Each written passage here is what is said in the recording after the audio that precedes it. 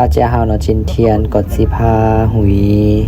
เชี่ยวน้ำกันนะมื้อนี้เฮาสิกลับโรงเรียนน้ำกันตอนนี้ก็กำลังไปสถานีรถไฟจะออกไปรถไฟตอนนี้ก็เข้ามาในจีนแล้วเนาะตอนนี้เราเข้ามาในจีนแล้วก็กำลังจะนั่งรถแท็กซี่ไปสถานีรถไฟเพื่อที่จะนั่งจากรถไฟอยู่บ่อหานมาเฉิงตูนั่นเองแต่ใช้ระยะเวลากระโดดสมควรอันนี้เป็นวิวตอนเช้าเนาะงามแฮงอันนี้ก็กำลังเตรียมไปขึ้นรถไฟรถไฟถือว่ามีสีสันที่สวยงามอันนี้ก็กำลังเดินไปเนาะ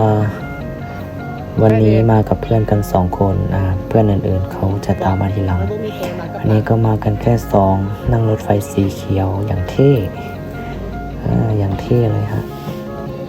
อากาศก็ดีมากวันนี้อากาศดีท้องฟ้าปลอดโปร่งแจ่มใสไม่มีฝน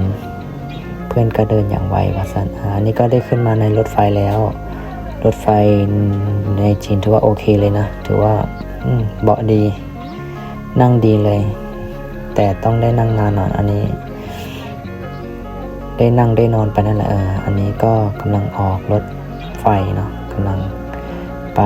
เดินทางยาวๆกัน12ชั่วโมงครับอันนี้ก็วิวข้างทางสวยพระอาทิตย์กำลังจะตกดินสวยอันนี้ภูเขาตอนช่วงเย็นอันนี้ตอนช่วงเย็นใกล้ฟ้าใกล้จะปิดแล้วอันนี้ก็ลงจากสถานีรถไฟเรียบร้อยเนาะกำลังเตรียมตัวไปสถานีรถไฟใต้ดินต่อเพื่อที่จะขี่รถไฟใต้ดินมาถึงหน้าหอไม่ใช่เขตใกล้โรงเรียนอันนี้ก็มาถึงปุ๊บฝนก็ต้อนรับปั๊บเอาเรื่องอันนี้ก็มาถึงห้องแล้วมาเป็นคนแรกเนาะอันนี้ก็